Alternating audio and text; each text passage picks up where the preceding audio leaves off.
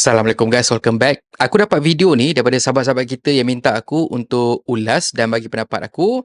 Dan sebenarnya video ni walaupun nampak biasa tapi dah banyak dah dikongsikan dekat media sosial. Sebenarnya dah lama, cumanya kebelakangan ni kita sentiasa dengar keluh kesah daripada penduduk tempatan pasal kehadiran dan juga perangai sebahagian daripada warga asing yang datang menumpang kat rumah kita yang datang menumpang dekat negara kita. Kalau diorang datang, duduk diam-diam, lepas tu ikut peraturan dan juga undang-undang Malaysia dan tak kacau orang, kita semua tak ada masalah. Kita okey je. Cuma yang jadi masalah dan buatkan orang Malaysia ni marah bila kata ada sebahagian daripada warga asing ni yang buat perangai tak apa-apa. Anyway, dekat dalam video ni kita dapat tengok ada beberapa individu yang terjumpa dengan budak-budak warga asing yang berada dekat situ.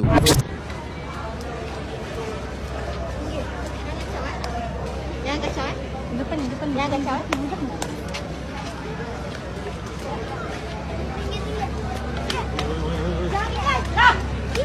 Apa masalah kau?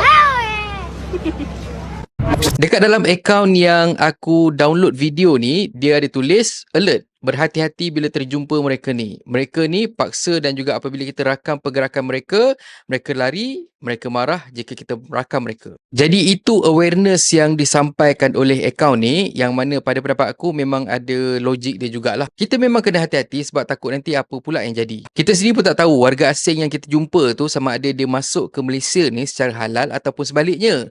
Kalau kata sebaliknya, kita takut kalau kata pihak berkuasa pun susah nak cari, pihak berkuasa pun susah nak detect. Itu yang kita risaukan sebenarnya. Dekat dalam video ni pun kita dapat dengar yang budak lelaki tu duk kalut minta RM1 dan bila kata orang tak bagi dia duit, tiba-tiba dia koyak. Waktu sekarang ni mungkin kita nampak macam casual dan tak berapa nak bahaya sangat. Tapi kalau kata tak ditegur dan juga tak dididik dengan baik, kita takut bila kata dia dah besar nanti akan datangkan masalah kepada negara kita. Ya?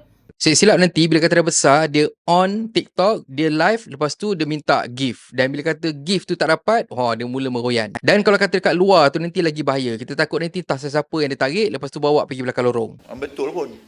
Macam aku sendiri dulu pun pernah kena juga dekat Choket Road yang mana aku pergi jalan dekat Pasar Karat dekat sana.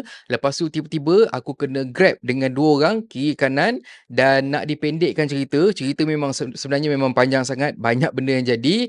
Tapi dipendekkan cerita, duit aku hilang. Lepas tu aku punya handphone pun habis juga hilang. Dan aku ingat lagi yang tarik aku tu ialah orang Melayu dan juga India. Dan cerita ni sebenarnya memang tak ada kaitan langsung dengan isu yang kita tengah sembang ni. Cuma tak mustahil di masa akan datang orang yang tarik orang lain dekat Pasar Karat Choket tu ialah budak-budak ni. Sebab apa? Sebab boleh, Dik. Bukan. Bukan. Sebab tak dididik dengan baik. Yang pasal kes aku tu, saksi utama ialah sahabat aku sendiri, janda harta, sebab aku pergi jalan-jalan dekat situ pun aku pergi dengan dia. Dan waktu tu dia sendiri pun memang tergamam, dia tak tahu nak buat apa. Merasa jugalah turun naik mahkamah sebab lepas apa yang jadi tu, aku terus pergi report dekat pihak berkuasa. Dan pihak berkuasa berjaya kutip mangkuk-mangkuk yang buat perangai tu. Which kalau korang ingat, aku sentiasa cakap aku tak suka turun naik mahkamah sebabnya aku pernah merasa yang mana memang malas gila weh. Kau kena bangun pagi-pagi, lepas tu kau kena menghadap jam. Dan juga benda-benda ataupun prosedur-prosedur yang korang kena lalu bila kata korang naik turun mahkamah tu. Anyway, itulah cerita dia dan berkemungkinan inilah yang bakal terjadi kalau kata kita, warga setempat dan juga pihak berkuasa tak ambil serius pasal isu budak-budak yang mengemis dengan cara yang tak beradab. Mungkin pada sebahagian daripada korang nampak video ni cuma menunjukkan yang seorang budak ataupun budak-budak yang belum lagi diajar adab dia dan tak ada kaitan dengan kita. Tapi untuk aku sendiri, aku nampak apa yang bakal terjadi kepada budak-budak ni kalau kata kita tak ambil apa-apa tindakan. Mungkin waktu tu kita